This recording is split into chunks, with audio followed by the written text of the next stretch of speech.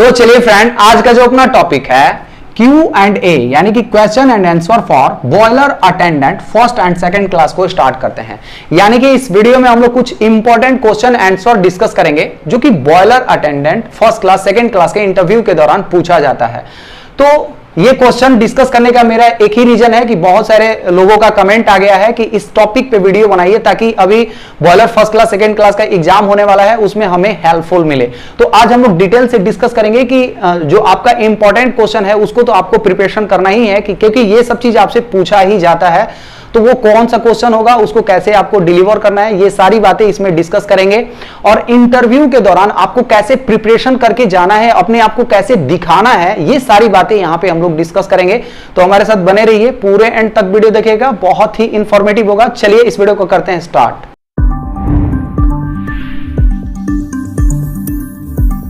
तो चलिए फ्रेंड, कुछ इंपॉर्टेंट क्वेश्चन आंसर हम लोग डिस्कस कर लेते हैं जो कि boiler first class second class के इंटरव्यू के दौरान जनरली पूछा ही जाता है।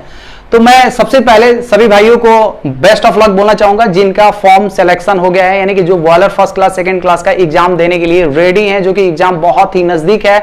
तो उन भाई लोगों को सबसे पहले बेस्ट ऑफ लक। आप लोग अच्छे से प्रिपरेशन कीजिए और कॉन्फिडेंट होकर के आप इंटरव्यू के लिए जाइए। तो जैसे ही आप इंटरव्यू देने के लिए जा रहे हो तो सबसे पहले अपने आप को देखिए, यानी कि आईने के सामने खड़ा हो जाइए और देखिए कि मैं कैसा अपीयर हो रहा हूं, यानी कि मैं कैसा दिख रहा हूं। ये बहुत ही इंपॉर्टेंट चीज रहता है किसी भी इंटरव्यू में जाने के लिए। यानी कि आपका जो ड्रेसिंग सेंस है वो वेल मैनर में होना चाहिए। यानी आप कैसा दिखना चाहिए, तो एक वेल एजुकेटेड पर्सन जैसा दिखना चाहिए। तो वेल एजुकेटेड पर्सन कैसे रहते हैं, वो अपना सेविंग वगैरह करके रखते हैं, वेल ड्रेसिंग यानी कि फॉर्मल ड्रेस रहता है। तो हम लोग क्या करते हैं, ये सारी बातें को छोड़ देते हैं और ऐसे ही दाढ़ी बना करके कोई भी टी शर्ट या चेक वाला शर्ट पहन करके चले जाते हैं। तो वहां पे सबसे पहले हमारा क्या होता है, इंटरव्यूअर के माइंड में सबसे पहले इंपैक्ट आता है कि इसके अंदर वेल ड्रेसिंग सेंस नहीं है, यानी कि ये जिम्मेदार पर्सन नहीं है। तो आपको सबसे पहले अपने आप को वेल एजुकेटेड पर्सन जैसा दिखना है, यानी कि आपको फॉर्मल ड्रेस पहनना है, आपको सेविंग वगैरह करके जाना है। तो आप जैसे ही ड्रेसिंग सेंस के साथ जाते हैं तो आपका जो इंप्रेशन है वो बहुत ही अच्छा बनता है। तो आप जैसे ही इंटरव्यू के लिए आपको कॉल आता है तो आप इंटरव्यू के दौरान अंदर जाएंगे, हॉल में जाएंगे, तो सबसे पहले जो भी इंटरव्यूअर है उनको आप विश कीजिए, गुड मॉर्निंग, गुड आफ्टरनून, जो भी है टाइम के अनुसार आप उनको विश कीजिए। तो विश करेंगे, ये भी जो इंटरेक्शन है ना बहुत ही अच्छा इंपॉर्टेंट रोल करता है। आपको दोनों के बीच में क्या होता है, इंटरेक्शन हो जाता है। जब आप ऐसे विश करेंगे तो वो आपसे बैठने के लिए बोलेंगे, आप बैठ जाइए और उसके बाद वो सबसे पहले आपसे पूछते हैं कि अपना इंट्रो दीजिए। आपको जिस लैंग्वेज में आपको कंफर्ट लग रहा है, चाहे आप हिंदी में दे सकते हैं या इंग्लिश में दे सकते हैं। आपको ऐसा नहीं कि आपको इंग्लिश में ही इंटरव्यू देना है, नहीं, आपको जिस लैंग्वेज में कंफर्ट लग रहा है, हिंदी में कंफर्ट है आप हिंदी में दीजिए। अपने बारे में बताइए कि मेरा नाम ये है, मैं यहां पे वर्क करता हूं, मुझे इतने साल का एक्सपीरियंस है। ये सारी बातें उनसे डिस्कस कर लीजिए। ये एकदम कॉन्फिडेंस के साथ करना चाहिए क्योंकि अगला जो भी है वो भी एक पर्सन ही है। आप एकदम ये समझ लीजिए कि मैं घर के किसी पर्सन के साथ डिस्कस कर रहा हूं। ऐसा नहीं सोचना है कि मैं इंटरव्यू देने के लिए आया हूं। आप नॉर्मली वो जो पूछ रहे हैं उसको ध्यान से सुनिए। जैसे आप घर में अपने माता पिता की बात कैसे ध्यान से सुनते हैं, जो भी बोलते हैं आप सुनते हैं और उसको रिप्लाई करते हैं, सिमिलरली वहां पे भी आपको वही करना है कि इंटरव्यूअर जो क्वेश्चन कर रहे हैं उसको आपको ध्यान से सुनना है, उसके बाद आपको रिप्लाई करना है। कुछ ऐसे क्वेश्चंस आएंगे जो कि आप उसको जानकारी नहीं होगा तो आप डायरेक्ट बोल दीजिए, सर मैं इसके बारे में मुझे जानकारी नहीं है, प्लीज दूसरा। या वो उनको लगेगा कि ये जानकारी नहीं है तो वो टॉलरेंट होता है, उससे कोई दिक्कत नहीं होता है। तो चलिए हम लोग देखते हैं कि आपको इंटरव्यूअर जैसे इंट्रो खत्म हो जाता है तो आपसे क्या क्वेश्चन करते हैं। तो सबसे पहले आपसे उनका क्वेश्चन यही होता है कि आप जिस प्लांट में काम करते हैं वो बॉयलर का मतलब बारे में पूछेंगे कि बॉयलर आपका किस टाइप का है, यानी कि एफबीसी बॉयलर है, सीएफबीसी बॉयलर है, डब्ल्यूएचआरबी है, क्या है, उसके बारे में सबसे पहले पूछेंगे। तो आपको अपने बॉयलर के बारे में डिटेल से जानकारी होना चाहिए। जैसे आपसे आपके यहाँ मान लीजिए एफबीसी बॉयलर है तो आपसे पूछ सकते हैं कि अंडर फीडिंग है, ओवर फीडिंग है, ये सारी बातें आपको जानकारी होना चाहिए कि हमारा कोल फीडिंग जो अरेंजमेंट है वो कैसा है। और उसके बाद ये पूछ सकते हैं कि आपका जो बॉयलर है उसका वर्किंग प्रेशर और टेम्परेचर कितना है, ये सारी बात आपसे वो डिस्कस कर सकते हैं। इसके बाद आपसे ये भी पूछ सकते हैं कि आपके प्लांट में जो बॉयलर लगा हुआ है उसका हीटिंग सरफेस एरिया कितना है, क्योंकि जब आप बॉयलर फर्स्ट क्लास या सेकंड क्लास का फॉर्म भरते हैं तो आपको एक्सपीरियंस सर्टिफिकेट का जरूरत पड़ता है जो कि प्लांट प्रोवाइड करता है। और उस एक्सपीरियंस सर्टिफिकेट में डायरेक्टली मेंशन किया हुआ रहता है कि हमारा जो बॉयलर है इतना meter square heating surface area है। तो आपसे यहाँ पे क्रॉस किया जाता है, पूछा जाता है कि आपको अपने प्लांट के बारे में जानकारी है या नहीं है। तो आप इसको मतलब ध्यान में रखिएगा कि अपने प्लांट का जो हीटिंग सरफेस एरिया है वो आपको जानकारी होना चाहिए। और आपसे ये भी पूछ सकते हैं कि आपके प्लांट में यानी कि जो बॉयलर में जो फ्यूल यूज करते हैं, जैसे कि मान लीजिए आपके यहाँ कोल यूज कर रहे हैं, तो कोल का साइज कितना है। अगर एफबीसी में मान लीजिए कहीं 6 mm होता है, कहीं 8 mm होता है, तो आपके यहाँ क्या साइज है और साइज पे क्या इफेक्ट पड़ेगा। अगर हम लोग कम साइज का फ्यूल दे रहे हैं या ज्यादा साइज का फ्यूल देंगे तो क्या इफेक्ट होगा। तो देखिए जनरली अगर कम दे रहे हैं यानी कि फाइंस ज्यादा होगा तो क्या होगा, हमारा फाइंस ज्यादा उड़ेगा तो हम लोग का एलओआई वगैरह ज्यादा बढ़ेगा, है ना, लॉस ऑफ इग्निशन ज्यादा बढ़ेगा। अगर बड़े साइज का कोल देंगे यानी 8 के जगह 12 mm देंगे तो उसका प्रॉपर वे से कंबस्टन नहीं होगा। यानी कि दोनों कंडीशन में क्या होगा, हमारा हीट लॉस होता है, यानी कि हमारा प्रॉपर वे से कंबस्टन नहीं होगा। कम साइज में क्या होगा, फाइंस बन करके जो भी फाइंस है वो उड़ जाएगा और हमारा एलओआई बढ़ जाएगा। और बड़े साइज का देंगे तो हमारा क्या होगा, प्रॉपर वे से कंबस्टन नहीं होगा। तो ये सब बातें आपसे पूछा जा सकता है। तो सबसे पहले आपको अपने प्लांट का जो बॉयलर है उसके बारे में बहुत अच्छे से जानकारी होना चाहिए। उसके बाद आपसे ये क्वेश्चन पूछ सकते हैं कि आपका जो प्लांट है यानी कि जो आपका बॉयलर है वो किस टाइप का सपोर्टेड है, यानी कि आपका टॉप सपोर्टेड है या बॉटम सपोर्टेड है, इसके बारे में आपसे जरूर पूछा जा सकता है। तो देखिए जनरली जितने भी बड़े बड़े बॉयलर होते हैं वो टॉप सपोर्टिंग बॉयलर होते हैं। तो टॉप सपोर्टिंग क्यों दिया जाता है, एक्चुअली टॉप सपोर्टिंग देने का मेन रीजन होता है कि अगर हम लोग उसको टॉप सपोर्ट नहीं देंगे, अगर मान लीजिए बॉटम में सपोर्ट कर देंगे तो जो भी हमारा ट्यूब्स वगैरह जो वाटर वॉल वगैरह यानी कि जो फॉर्नेस वॉल है वो क्या होता है, बेंड होने का, क्योंकि उस पर स्टैटिक लोड पड़ेगा तो वो क्या होता है, बकलिंग हो जाता है यानी बेंड हो जाता है। और दूसरा थर्मल एक्सपेंशन करने के लिए, यानी कि जब हम लोग का बॉयलर लाइट अप करते हैं तो मेटल क्या होता है, गर्म होता है। तो कोई भी मेटल को जब आप हीट करेंगे तो उसके अंदर थर्मल एक्सपेंशन होता है, यानी कि मेटल थोड़ा सा एक्सपेंड होता है। जैसे ही गर्म करेंगे तो वो एक्सपैंड होता है। जब हमारा टॉप सपोर्टिंग रहेगा तो वो बॉटम की तरफ थोड़ा सा क्या होता है, नीचे एक्सपैंड कर सकता है, यानी कि उसको फ्रीली क्या है, मूव करने का मतलब पैसेज मिलेगा। लेकिन अगर बॉटम सपोर्टेड रहेगा तो वो कहां एक्सपैंड होगा। तो उस कंडीशन में क्या होता है, जनरली जो हमारा फर्नेस वॉल है वो बकलिंग हो जाता है यानी कि बैंड हो जाता है। तो जनरली जो है प्लांट, वो बड़े बड़े जो प्लांट होती हैं वो टॉप सपोर्टेड होता है। तो आप अपने प्लांट के हिसाब से देख लीजिएगा कि आपके यहाँ टॉप सपोर्टिंग है या बॉटम सपोर्टिंग है। ये बहुत ही इंपॉर्टेंट पैरामीटर है, ये आपको ये जरूर पूछा जाएगा कि आपका प्लांट जो है वो किस टाइप का सपोर्टिंग है। तो इसको आप देख लीजिएगा। उसके बाद आपसे पूछा जा सकता है ड्रम के बारे में, यानी कि ड्रम इंटरनल का क्या क्या फंक्शन है उसके बारे में आप बताइए। यानी कि आपका जो डेमिस्टर पैड है उसका क्या फंक्शनिंग है, ड्रम का फंक्शन क्या होता है। अगर आपसे स्टीम ड्रम का फंक्शन पूछा जाता है तो आप क्या बोलेंगे। तो हम जैसा कि हम लोग जानते हैं कि ड्रम के अंदर 50% में हमारा स्टीम होता है और 50% में वाटर रहता है। तो यानी कि यहां पे स्टीम का क्या हुआ, सेपरेशन हुआ, यानी कि स्टीम ड्रम के अंदर स्टीम का सेपरेशन होता है। और उसके बाद जब स्टीम हमारा टॉप से निकलता है तो हम लोग जानते हैं कि एक डेमिस्टर पैड वगैरह से निकलता है। डेमिस्टर पैड क्या करता है, उस स्टीम के अंदर जो भी मॉइस्चर वगैरह है उसको मतलब ट्रैप करने का काम करता है। तो जो हमारा स्टीम निकलता है ड्रम से, जो आउटलेट होता है प्राइमरी सुपर हीटर के अंदर इनलेट होता है, तो उसके अंदर हमारा अप टू 3% तक केवल मॉइस्चर रह जाता है। यानी कि मतलब कि क्या किया, वहां पे सेपरेशन प्यूरिफाई करने का भी काम किया, स्टीम के अंदर से जो भी मॉइस्चर है उसको प्यूरिफाई करने का भी काम किया। तो एक हो गया हमारा स्टीम सेपरेशन का काम करता है, दूसरा प्यूरिफाइंग स्टीम करने का काम करता है, और तीसरा क्या होता है कि हम लोग स्टीम ड्रम में एक तरफ से पानी इन करवाते हैं, दूसरे तरफ से हमारा स्टीम निकलता है, यानी कि वाटर स्टीम का सर्कुलेशन का काम करता है। तो देखिए ड्रम इंटरनल के लिए हम लोग बहुत ही डिटेल से डिस्कस किए हैं कि कैसे हमारा जो साइक्लोन सेपरेशन है वो कैसे वर्क करता है, डेमिस्टर पैड क्या होता है, कैसे वर्क करता है। तो एक बार आप लिंक आपको डिस्क्रिप्शन बॉक्स में मिलेगा, जितने भी मैं लिंक प्रोवाइड करूंगा डिस्क्रिप्शन बॉक्स में उसको आप लोग एक बार जरूर देखिएगा इंटरव्यू में जाने से पहले, क्योंकि वहां पे आपको बहुत ही ज्यादा इंफॉर्मेशन मिलने वाला है। यहां पर हम लोग जनरली क्वेश्चन डिस्कस कर रहे हैं जो कि आपको इंटरव्यू के दौरान एराइज किया जा सकता है। तो जैसे ही आपका स्टीम ड्रम का क्वेश्चन खत्म होता है तो आपसे इधर गेज ग्लास के बारे में पूछ सकते हैं कि गेज ग्लास का मेन फंक्शन क्या होता है। तो जैसा कि आप लोग ऑलरेडी जानते ही होंगे कि गेज ग्लास क्या करता है, ड्रम के अंदर जो वाटर है उसका लेवल चेक करने के लिए, यानी कि लेवल देखने के लिए बताता है, यानी कि यूज किया जाता है। तो आपको गेज ग्लास के बारे में क्या क्या पूछ सकते हैं कि जो ग्लास यूज होता है वो क्या चीज से बना हुआ रहता है। तो जनरली बोरोसिलिकेट का बना रहता है, उसका जो टेम्परेचर रेजिस्टेंस होता है वो 1100 डिग्री सेल्सियस होता है। और इस गेज ग्लास को कैसे लाइन में लेते हैं, यानी कि जब हम लोग ग्लास चेंज करेंगे तो इसको लाइन में कैसे लेंगे, इसका प्रोसीजर आप लोग देख लीजिएगा। या अगर आपका जो गेज ग्लास लीक हो गया तो कैसे आप इसको आइसोलेट करेंगे, इसका आप लोग प्रोसीजर देख लीजिएगा। ये बहुत ही इंपॉर्टेंट है, आपसे जनरली पूछा ही जाएगा। जैसे ही आपका गेज ग्लास का क्वेश्चन खत्म हो जाता है तो आपको सेफ्टी वाल्व के ऊपर आ जाते हैं, यानी कि ड्रम से रिगार्डिंग बहुत सारा क्वेश्चन आपसे पूछा जाएगा कि सेफ्टी वाल्व का काम क्या होता है और कितना आपके प्लांट में सेफ्टी वाल्व लगा हुआ है। तो जनरली आपके बॉयलर में 3 सेफ्टी वाल्व लगा ही रहता है। एक हमारा लाइन सेफ्टी वाल्व होता है, 2 तो हमारा ड्रम सेफ्टी वाल्व रहता है, एक लेफ्ट और राइट में।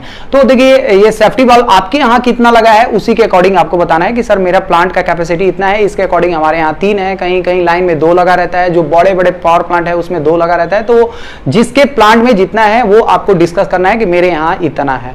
तो सेफ्टी वाल्व में या आपसे ये क्वेश्चन पूछा जा सकता है कि सेफ्टी वाल्व का फंक्शन क्या है। तो जैसा कि हम लोग जानते हैं कि सेफ्टी वाल्व क्या करता है, एक्सेस प्रेशर को रिलीज करता है, यानी कि जब हमारा सिस्टम के अंदर यानी कि बॉयलर के अंदर जब एक्सेस प्रेशर हो जाता है तो क्या होता है, सेफ्टी वाल्व पॉप अप कर जाता है, जिससे हमारा स्टीम जो है वहां से वेंट आउट हो जाता है, यानी कि वहां से प्रेशर रिलीज हो जाता है। तो देखिए अगर आप बॉयलर अटेंडेंट फर्स्ट क्लास के इंटरव्यू के लिए बैठे हो तो आपसे वहां सेफ्टी वाल्व में एक क्वेश्चन पूछा जा सकता है कि जो सेफ्टी वाल्व है उसको कैसे सेटिंग किया जाता है, यानी कि इसका प्रेशर कैसे सेट किया जाता है, इसके बारे में आपको बताना है। और आप किए हैं कि नहीं किए हैं वो सब चीज वो आपसे पूछेंगे। तो देखिए बॉयलर का जो सेफ्टी वाल्व है उसका सेटिंग कैसे किया जाता है उसके लिए मैं ऑलरेडी डिस्कस कर चुका हूं, आपको लिंक डिस्क्रिप्शन बॉक्स में मिल जाएगा, प्लीज उसको देख लीजिएगा कि कैसे सेफ्टी वाल्व को सेटिंग किया जाता है। और इस वीडियो में एक और वीडियो मैं अपलोड किया हूं जिसमें यह बताया है कि सेफ्टी वाल्व में जितने भी सेफ्टी वाल्व लगा हुआ है उसका कितना प्रेशर पे सेट करना है, उसका कैलकुलेशन क्या होता है, उसके लिए भी मैं लिंक डिस्क्रिप्शन बॉक्स में दे दूंगा, प्लीज उसको देख लीजिएगा। तो जनरली हमारा जो लाइन सेफ्टी वाल्व है वो वर्किंग प्रेशर का 10% पे होता है, यानी कि सबसे लोअर पे हमारा कौन सा होता है, लाइन सेफ्टी वाल्व होता है। इसके बाद हमारा इससे 3% ज्यादा पे हमारा लेफ्ट साइड का जो ड्रम पे सेफ्टी वाल्व है वो रहता है, और उससे 1% ज्यादा हमारा राइट सेफ्टी वाल्व का सेटिंग प्रेशर होता है। तो आप इसको कैलकुलेशन देख लीजिएगा कि कैसे किया गया है। 2 वीडियो आपको भी मिलेगा लिंक डिस्क्रिप्शन बॉक्स में, उसको भी आप लोग देख लीजिएगा। और यहां सेफ्टी वाल्व से यह भी क्वेश्चन पूछा जा सकता है कि जो हमारा लाइन सेफ्टी वाल्व है वो सबसे कम प्रेशर पे शेड किया जाता है, तो सबसे पहले कौन सा सेफ्टी वाल्व उठेगा, जो सबसे कम पे है, यानी कि लाइन सेफ्टी वाल्व सबसे पहले उठेगा। तो लाइन सेफ्टी वाल्व ही सबसे पहले क्यों पॉपअप करता है इसके लिए हम लोग ऑलरेडी डिस्कस कर चुके हैं, लिंक आपको डिस्क्रिप्शन बॉक्स में मिल जाएगा, प्लीज उसको देख लीजिएगा। वहां पे हम लोग डायग्राम के साथ बनाए हैं जिससे आपका कॉन्सेप्ट बिल्कुल भी क्लियर हो जाएगा, और आपसे जैसे ही इंटरव्यू के दौरान पूछेगा तो आप डायरेक्टली वो आपको इमेज याद आएगा और डायरेक्टली आप क्लियर व्यू से बोल सकते हैं। तो लाइन सेफ्टी वाल्व उठने का मेन रीजन क्या होता है इसको हम लोग थोड़ा सा यहां पे समझ लेते हैं। तो देखिए, तो मान लीजिए स्टीम ड्रम पे जो सेफ्टी वाल्व है वो ऑपरेट हो गया, यानी कि वो पॉप अप कर गया, तो ड्रम के अंदर जो भी स्टीम है वो क्या होगा, वहां से रिलीज हो जाएगा। और जैसा कि हम लोग जानते हैं कि प्राइमरी सुपर हीटर में क्या जाता है, स्टीम जाता है। तो अब जब हमारे ड्रम के अंदर जो स्टीम है वो पॉप अप हो गया, वो रिलीज हो गया, तो क्या जाएगा, यहां से हमारा पानी जाने लगेगा प्राइमरी सुपर हीटर में। तो जैसे ही हमारा स्टीम की जगह पे पानी जाएगा तो सुपर हीटर को क्या करेगा, वहां पे थर्मल अनइवन एक्सपेंशन होगा, जिसके वजह से जो ट्यूब है उसको फेलियर करने का भी चांस होता है, यानी कि उसके अंदर क्रैक्स भी आ सकते हैं।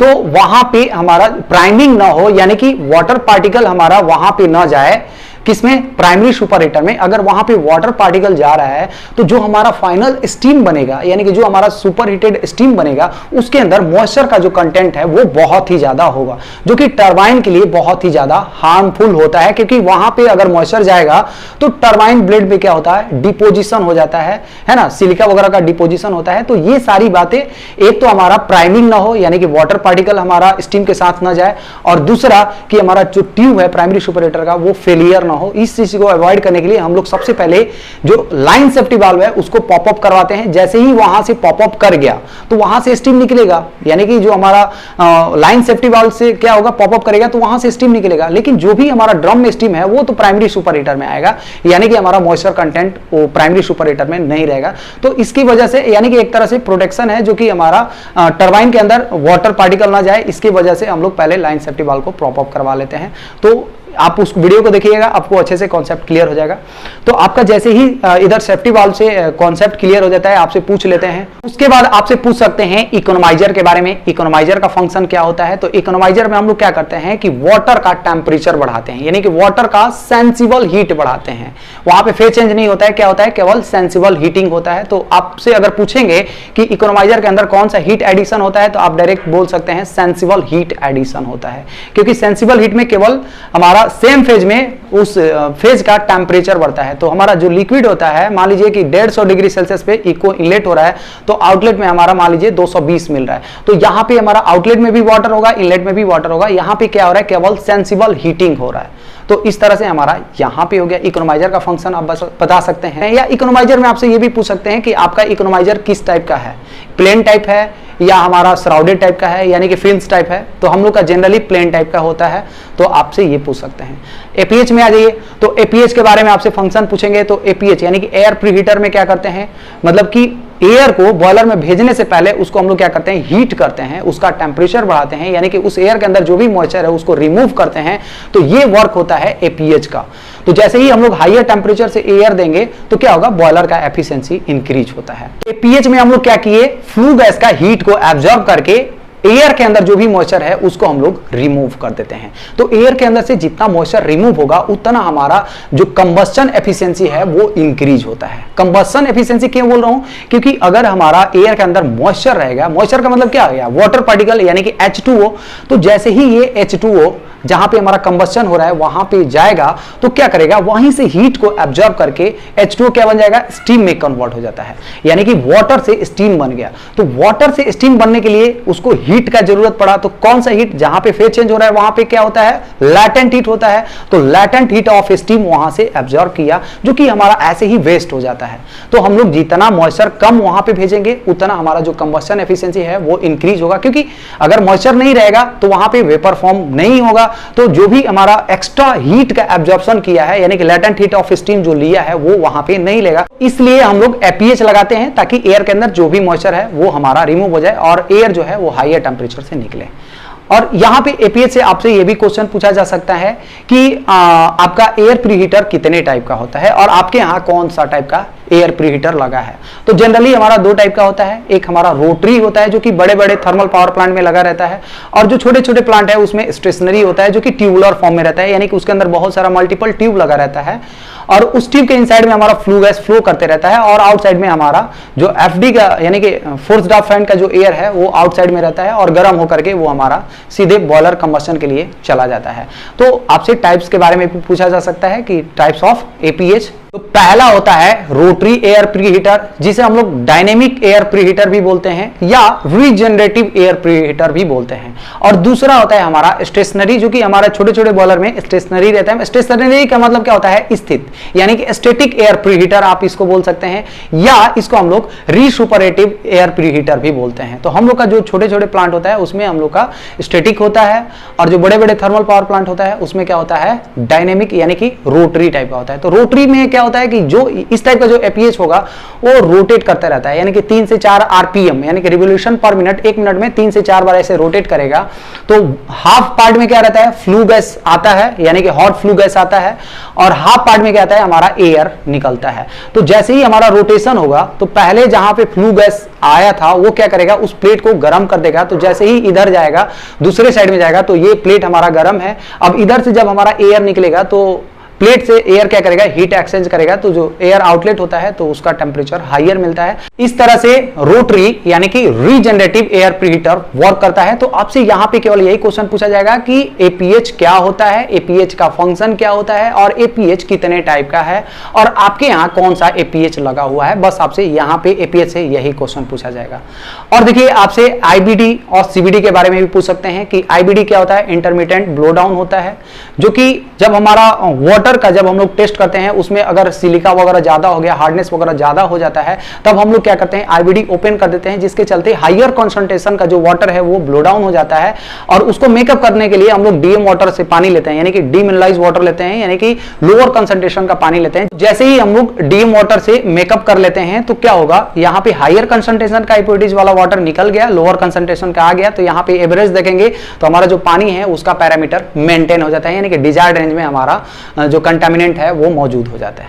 एक्चुअली कंटामिनेंट तो नहीं रहना चाहिए, लेकिन कुछ ना कुछ वहां पे रहता ही है। तो हम लोग का जो परमिशिबल लिमिट है उतना तक हम लोग आईबीडी ओपन करके हम लोग परमिशिबल लिमिट में वाटर का क्वालिटी मेंटेन करते हैं। दूसरा होता है सीबीडी यानी कि कंटिन्यूअस ब्लो डाउन, जैसे कि इसके नाम से ही पता चल रहा है कंटिन्यूअस, यानी कि कंटिन्यू यहां से ब्लो डाउन होते रहता है। 1 से 2% हम लोग ओपन कर देते हैं। तो जो भी हमारा मतलब पानी के अंदर जो इम्प्योरिटीज है वो धीरे धीरे क्या होगा, ब्लो डाउन होते रहेगा। और उस ब्लो डाउन को मेंटेन करने के लिए हम लोग क्या करते हैं, मेकअप प्रोवाइड करते रहते हैं। तो हायर कंसंट्रेशन का निकलते रहता है, लोअर कंसंट्रेशन का मेकअप होते रहता है। तो सीबीडी आईबीडी क्या करता है, दोनों तरफ से वाटर का पैरामीटर को मेंटेन करने के लिए हम लोग यूज करते हैं। तो आपसे सीबीडी आईबीडी के बारे में पूछा जा सकता है। तो जब आपसे इतना पूछा जाएगा, उसके बाद आपसे यहां पे ये भी पूछा जा सकता है कि हमारा जो बॉयलर का एसेसरीज क्या होता है और बॉयलर का माउंटिंग क्या होता है। बॉयलर माउंटिंग क्या होता है इसको हम लोग समझते हैं। तो जैसे कि इसके नाम से ही पता चल रहा है, माउंटिंग यानी कि माउंट किया गया, यानी कि बॉयलर पार्ट पे कोई फिटिंग या कोई डिवाइस हम लोग अगर माउंट कर देंगे तो उसको हम लोग क्या बोलते हैं, माउंटिंग बोलते हैं। और माउंटिंग क्यों किया जाता है, तो बॉयलर का सेफ्टी वे से ऑपरेशन के लिए, यानी कि ताकि हमारा अगर माउंटिंग करेंगे तो बॉयलर का जो ऑपरेशन होगा वो वेरी सेफ्टी मैनर में होगा। और दूसरा कि बॉयलर का जो हमारा स्टीम जनरेशन का प्रोसेस है वो पूरा कंट्रोल मैनर में होगा। जैसे कि हम लोग सेफ्टी वाल्व माउंट करते हैं, तो सेफ्टी वाल्व हमारा बॉयलर पार्ट पे ही है, वो क्या करता है, जो भी एक्सेस प्रेशर है उसको क्या करता है, रिलीज कर देता है। तो यहां पे क्या हुआ, बॉयलर का सेफ्टी प्रोवाइड किया। अगर एक्सेस प्रेशर रिलीज नहीं करेंगे तो बॉयलर क्या हो जाएगा, ब्रस्ट हो जाएगा, एक्सेस प्रेशर से वो ब्रस्ट हो जाएगा। तो ऐसा मतलब इक्विपमेंट, ऐसा पार्ट जो कि बॉयलर का सेफ्टी ऑपरेशन के लिए उसके ऊपर माउंट किया गया है, जैसे कि हमारा सेफ्टी वाल्व हो गया, लेवल जो हम लोग का गेज ग्लास है, क्योंकि हम लोग यहाँ से अगर कभी हमारा फेलियर हो गया तो हम लोग यहाँ से मैनुअली भी देख सकते हैं कि कितना वाटर है इस बॉयलर के अंदर। अगर वाटर नहीं रहेगा तो आप समझ रहे हैं कि क्या हो जाएगा, ठीक है। तो बॉयलर के अंदर अगर वाटर पूरा खत्म हो गया तो यहाँ पे स्टार्वेशन होता है, अगर ज्यादा हो गया तो प्राइमिंग होता है। ये सब चीज देखने के लिए हम लोग क्या करते हैं, गेज ग्लास भी हमारा किस में आता है, माउंटिंग में आता है। तो सेफ्टी वाल्व, गेज ग्लास, और जो हम लोग का ट्रांसमीटर लगा रहता है, जो गेज ट्रांसमीटर रहता है वो भी हमारा माउंटिंग के अंदर आता है। अगर हम लोग लाइन में देखें तो हम लोग का जो एमएसएसबी है यानी कि मेन स्टीम स्टॉप वाल्व है, ये भी हमारा माउंटिंग के अंदर आता है। जो एनआरवी लगा रहता है ये भी हमारा माउंटिंग के अंदर आता है। ड्रम पे अगर देखें प्रेशर गेज जो होता है ये भी माउंटिंग के अंदर आता है। जो हम लोग का एफसीबी है, फीड कंट्रोल वाल्व है, ये भी हमारा माउंटिंग के अंदर आता है, ठीक है। जो एफसीबी हम लोग का फ्लो ट्रांसमीटर है, ये सारा चीज क्या है, माउंटिंग के अंदर आता है। तो ये कुछ आईबीडी सीबीडी ये सब चीज क्या है, हमारा माउंटिंग के अंदर आता है। तो इस तरह से हमारा माउंटिंग होता है। अब हम यदि अगर बात करें एसेसरीज, तो ऐसा इक्विपमेंट जो कि बॉयलर का एफिशिएंसी को इंक्रीज करता हो, जैसे कि हम लोग अभी डिस्कस किए एयर प्रीहीटर। एयर प्रीहीटर क्या करता है, बॉयलर के अंदर जो फ्लू गैस पास आउट होता है उसका हीट को एब्जॉर्ब कर लेता है। तो लगभग 10% एपीएच द्वारा हीट का एब्जॉर्ब किया जाता है। फ्लू गैस का 10% हीट एपीएच एब्जॉर्ब करता है। तो एपीएच यहां पे क्या किया, बॉयलर का एफिशिएंसी बढ़ाया। तो ये क्या हो गया, इसका एसेसरीज हो गया। सिमिलरली अगर हम लोग इकोनोमाइजर की बात करेंगे तो यहां पे भी फ्लू गैस का लगभग 20% हीट का एब्जॉर्प्शन होता है। तो ये भी क्या हो गया, एसेसरीज हो गया। वही अगर हम लोग सुपर हीटर की बात करें तो सुपर हीटर में भी क्या होता है, फ्लू गैस का हीट का एब्जॉर्प्शन होता है। तो ये भी क्या हो गया, बॉयलर का एसेसरीज हो गया। यानी कि एपीएच, इकोनोमाइजर और हमारा सुपर हीटर ये एसेसरीज में आता है। और क्या आता है, तो जैसा कि हम लोग जानते हैं कि जो ड्रम का इंटरनल है, ड्रम इंटरनल में क्या करते हैं, स्टीम को प्यूरिफाई करते हैं। यानी कि डेमिस्टर पैड वगैरह लगा के वहां से हम लोग क्या करते हैं, स्टीम को प्यूरिफाई करते हैं। तो ड्रम सेपरेशन जो होता है वो भी क्या होता है, हमारा एसेसरीज के पार्ट है। और हमारा एक होता है बॉयलर फीड पंप, क्योंकि बॉयलर को क्या करता है, पानी प्रोवाइड करता है। तो हमारा 5 मेनली एसेसरीज में आता है, APH, economiser, super heater, boiler drum का जो सेपरेशन सिस्टम है वो, एंड तीसरा जो 5वां जो है वो हमारा कौन सा है, बॉयलर फीड पंप। और कुछ एक्सिलरी एसेसरीज होते हैं, यानी कि बॉयलर को एक्सिलरी एसेसरीज में क्या क्या आता है, जैसे कि हमारा आईडी फैन हो गया, एफडी फैन हो गया, पीए फैन हो गया, ये जितने भी फैंस वगैरह लगे रहते हैं ये सब चीज एक्सिलरी एसेसरीज होते हैं। जैसे कि हमारा एलपी डोजिंग, एचपी डोजिंग, डीएरेटर, ये सब चीज हमारा एक्सिलरी एसेसरीज के अंदर आता है। स्टीम ट्रैप वगैरह ये सब चीज हमारा एक्सिलरी एसेसरीज। एसेसरीज बोले तो आपको केवल 5 ही चीज बोलना है, जिसमें हमारा मेनली क्या हो गया, बीएफपी हो गया, इकोनोमाइजर, एपीएच, सुपर हीटर और ड्रम इंटरनल यानी कि ड्रम सेपरेशन सिस्टम, ये हुआ। तो ये क्वेश्चन आपसे पूछा जा सकता है। और आपसे यहां पे सूट ब्लोअर के बारे में पूछा जा सकता है कि सूट ब्लोअर क्या होता है और ये कैसे वर्क करता है। तो जैसे कि इसके नाम से ही पता चल रहा है, सूट ब्लोअर यानी कि ऐसा ब्लोअर जिसके द्वारा हम लोग सूट को रिमूव करते हैं। यानी कि जब हम लोग का WHRB में आप देखे होंगे कि सूट ब्लोअर वहां पे लगा हुआ रहता है, तो हम लोग सूट ब्लोइंग करते हैं तो क्यों करते हैं कि जो ट्यूब है उसके ऊपर जब हमारा एस का डिपोजिशन यानी कि सूट का जब डिपोजिशन होता है उसको रिमूव करने के लिए हम लोग सूट ब्लोइंग करते हैं। तो आपसे पूछा जा सकता है कि आपका जो सूट ब्लोअर है वो कितने मीडियम का होता है। तो जनरली हम लोग स्टीम से सूट ब्लोइंग करते हैं, तो जनरली दो टाइप का मीडियम होता है, ये एयर से भी सूट ब्लोइंग कर सकते हैं और स्टीम से भी सूट ब्लोइंग कर सकते हैं। तो जनरली हम लोग किससे करते हैं, तो स्टीम से सूट ब्लोइंग करते हैं। तो आपसे मीडियम पूछा जा सकता है, तो मीडियम आपको दो बोलना है, स्टीम और एयर, ठीक है। और यहां पे आपको सूट ब्लोइंग का टाइप्स पूछा जा सकता है। तो जनरली हमारा क्या होता है, LRSB और RSB, यानी कि लॉन्ग रिट्रैक्टेबल सूट ब्लोअर, और दूसरा होता है रोटरी सूट ब्लोअर, और बड़े बड़े में एक होता है वॉल सूट ब्लोअर, यानी कि वॉल सूट ब्लोअर WSB होता है। तो इस तरह से आपसे कुछ क्वेश्चन पूछा जा सकता है। ये वीडियो बहुत ही ज्यादा लेंदी हो गया, नेक्स्ट वीडियो में कुछ और भी इंपॉर्टेंट क्वेश्चन आप लोगों के लिए लेके आएंगे। उम्मीद करता हूं कि ये जितने भी क्वेश्चन हम लोग डिस्कस किए आपके लिए जरूर फायदेमंद होगा, और जनरली यही सब क्वेश्चन पूछा जाता है। तो आप ये सब अच्छे से प्रिपरेशन कर लीजिए, और भी अपने स्तर से आप क्वेश्चन को फाइंड आउट करते रहिए, अपने सीनियर से डिस्कस करते रहिए, और क्या क्या क्वेश्चन पूछा जा सकता है, जो भी लेटेस्ट एग्जाम दिया हुआ उनसे जरूर डिस्कस कीजिए कि आपसे क्या पूछा गया है। तो ये सब चीज आप डिस्कशन से भी बहुत सारा चीज मिलता है, ठीक है। तो आप उनसे भी डिस्कस कीजिए। मैं भी अपने स्तर से जितना क्वेश्चन होगा आपके लिए सेकंड पार्ट में लेके आऊंगा। आज इतना ही, उम्मीद करता हूं ये वीडियो आप लोग को अच्छा लगा होगा। अगर मेरा वीडियो आप लोग को अच्छा लगा, इंफॉर्मेटिव लगा, तो प्लीज मेरे वीडियो को लाइक कर दीजिए। अगर मेरे चैनल पर आप डिस्कशन में आप लोग नए हैं तो प्लीज मेरे चैनल को सब्सक्राइब कर दीजिए। चलिए friends, thank you so much, and once again best of luck to all of you. हमारे साथ जुड़े रहिए, और जितने भी आपके दोस्त होंगे उनके साथ ये वीडियो शेयर कीजिए ताकि सभी को ये वीडियो का फायदा मिल जाए। तो चलिए आज के लिए इतना ही। Thank you so much.